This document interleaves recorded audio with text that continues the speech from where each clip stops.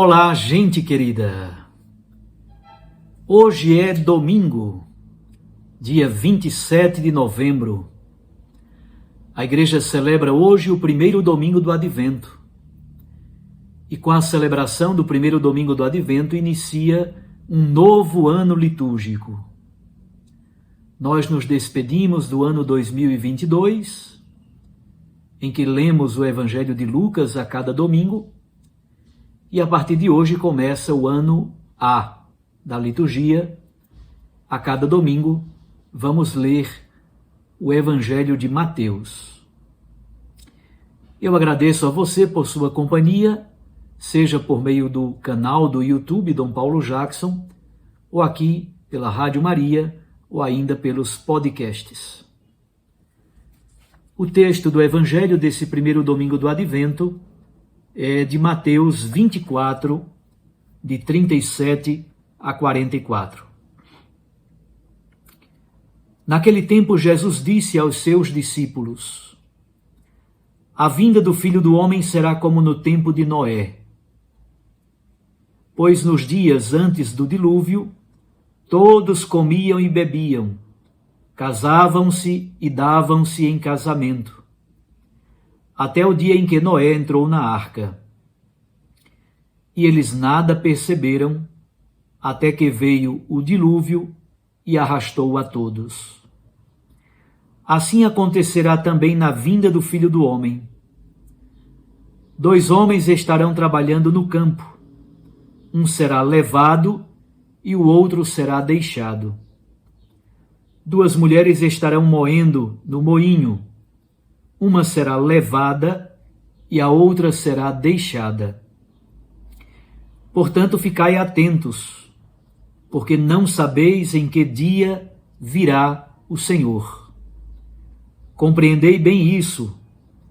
Se o dono da casa soubesse a que horas viria o ladrão, certamente vigiaria e não deixaria que a sua casa fosse arrombada.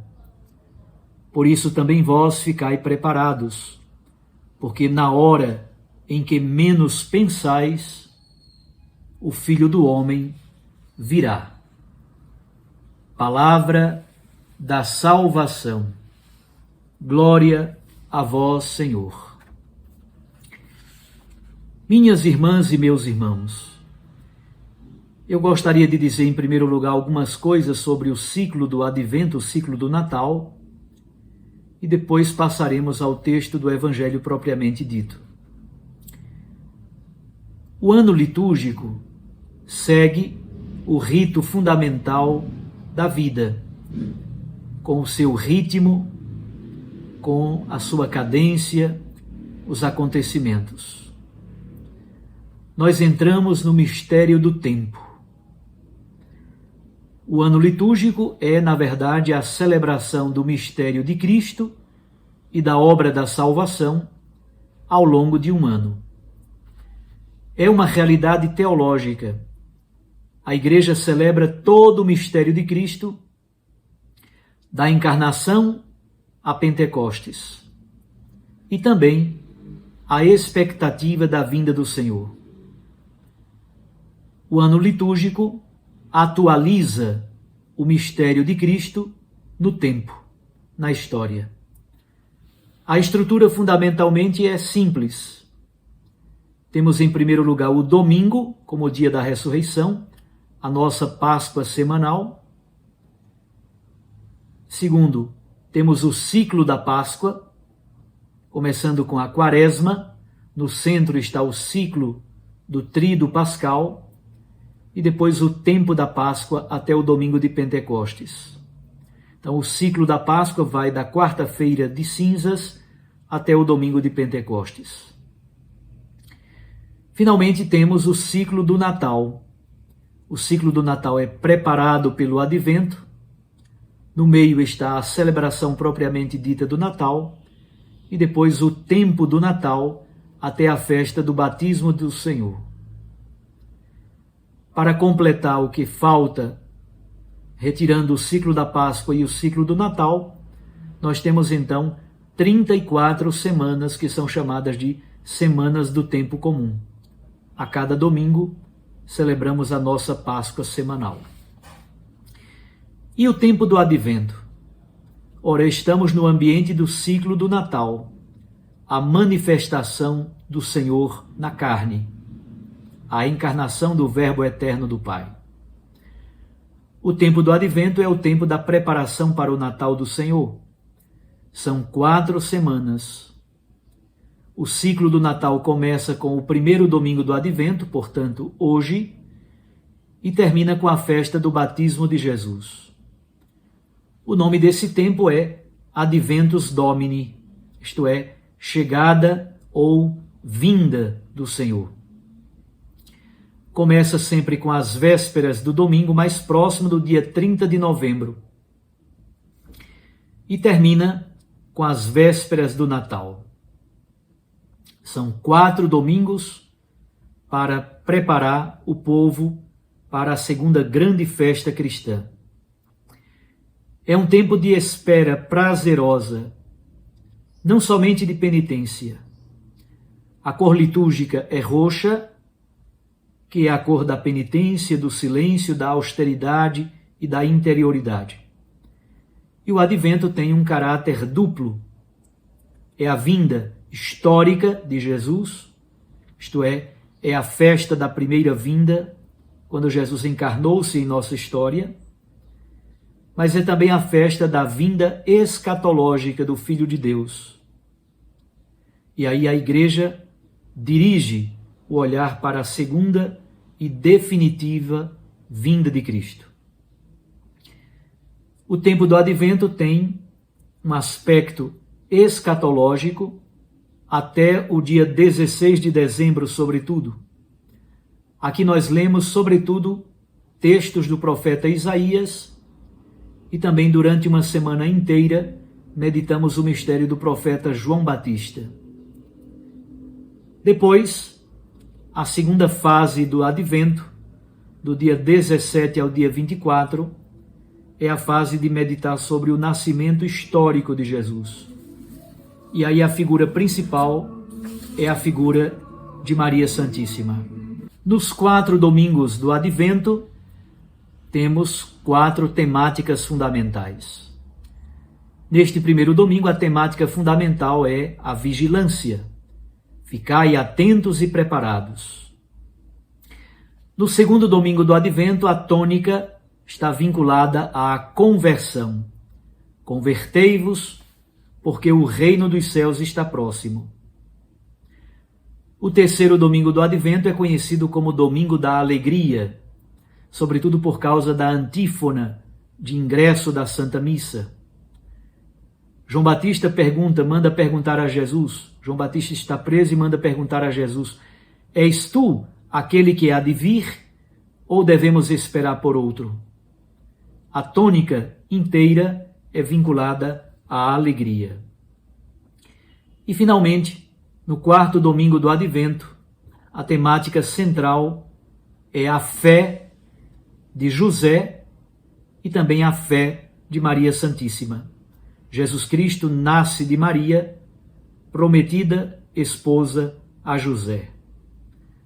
Portanto, vigilância, conversão, alegria e esperança, e finalmente a fé e a entrega generosa de Maria e de José, são estas as temáticas centrais do tempo do Advento.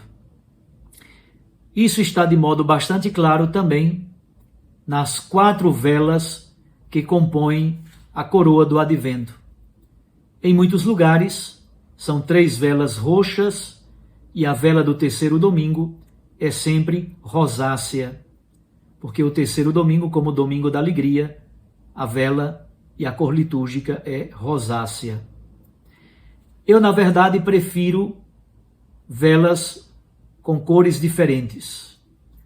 Nesse primeiro domingo do Advento, a temática é a vigilância.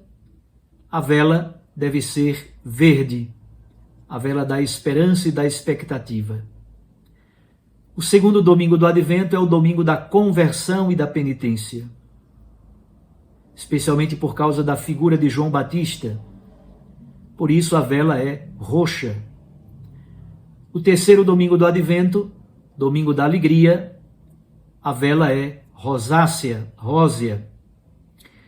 E finalmente, no quarto domingo do Advento, a temática está vinculada à fé de José e Maria, ao mistério da encarnação. A vela deve ser branca. Olhemos então um pouco agora o texto do Santo Evangelho. Na verdade, a liturgia de hoje começa com um texto belíssimo de Isaías, capítulo 2, de 1 a 5. O profeta Isaías diz que o monte da casa do Senhor será firmemente estabelecido. E para este monte acorrerão todas as nações. Os padres da igreja logo interpretam: quem é este monte? Este monte é Cristo. E o texto do profeta Isaías diz: Deus nos ensinará os seus caminhos e nos ensinará a cumprir a sua vontade. Pois de Sião provém a palavra do Senhor. Esse monte, estas alturas de Sião, é como que uma metáfora, uma imagem para falar do próprio Cristo Jesus. Outra temática muito bonita na primeira leitura é a temática da paz. O Messias, encarnando-se em nossa história, o Messias, quando vier, vai nos guiar pelos caminhos da paz e pelos caminhos da luz do Senhor. Por isso, é preciso transformar espadas em arado, transformar lanças em foices, isto é, transformar armas em instrumentos para produzir alimentos. A espada e a lança, armas de guerra, serão transformadas em arado e foice, instrumentos para se trabalhar na roça. Ninguém pegará em armas uns contra os outros. Como vocês percebem, o profeta Isaías, neste capítulo 2, sonha com a vinda do Messias, que será o príncipe da paz e que guiará o seu povo pelos caminhos da luz para viver e cumprir a santa vontade, a palavra do Senhor. Mateus, neste texto do capítulo 24, de 37 a 44, fala da vinda do Filho do Homem, da parousia. A palavra parousia significa vinda, significa chegada. Para falar da vinda do Filho do Homem, ele dá dois exemplos. O exemplo do dilúvio, no tempo de Noé, e o exemplo do ladrão, que chega sempre de modo inesperado. Nos tempos de Noé, isto é, no tempo do dilúvio, todos os homens e mulheres comiam e bebiam, casavam-se e davam-se em casamento. E nada perceberam, até que Noé entrou na arca e começou o dilúvio. Isto é, como é a chegada, como é a vinda do Filho do Homem? Ele virá de forma inesperada, repentina, inaudita. E as pessoas que estão como que embriagadas, inebriadas, muito atarefadas em fazer muitas coisas, não conseguem perceber os sinais de Deus. A vida cotidiana não necessariamente é má, mas essa vida cotidiana, se nós não tivermos cuidado, nós nos embriagamos com tantas coisas que temos para fazer. É bonito também perceber como o texto do Evangelho de hoje nos ajuda a perceber a presença de Deus no cotidiano de nossa história. Há, contudo, uma exigência indispensável. Essa exigência é a exigência de uma escolha. É a exigência do acolhimento da salvação. Por isso, há divisão. Há necessidade de uma eleição, de uma opção radical. Isso é expresso no texto do Santo Evangelho, quando diz: haverá 2 homens no campo. Um será tomado, o outro será deixado. Haverá 2 mulheres no moinho. Uma será tomada, a outra será deixada. Como se percebe, aqui passa como que uma linha, uma fronteira que só Deus pode perceber. Exatamente porque Deus julga o coração e os rins do ser humano, como diz a Sagrada Escritura. Como se percebe, o ser humano é conhecido em profundidade pelos olhos penetrantes de Deus. É por isso que a palavra de Deus de hoje dá alguns conselhos a nós. Ficai atentos, ficai preparados, vigiai. O acento de Jesus no texto do Evangelho de hoje é sobre o destino, é sobre o sentido último da vida do ser humano. Deve-se prestar atenção ao misterioso agir de Deus. Qual é o desígnio de Deus para a humanidade? Qual é o plano de Deus para nós? Paulo, então, na segunda leitura diz: a noite já está passando, a luz está chegando e já está adiantada. É preciso, portanto, revestir-se de Cristo e abandonar as ações das trevas, as bebedeiras, as orgias, as imoralidades, as divisões, as brigas, as rivalidades.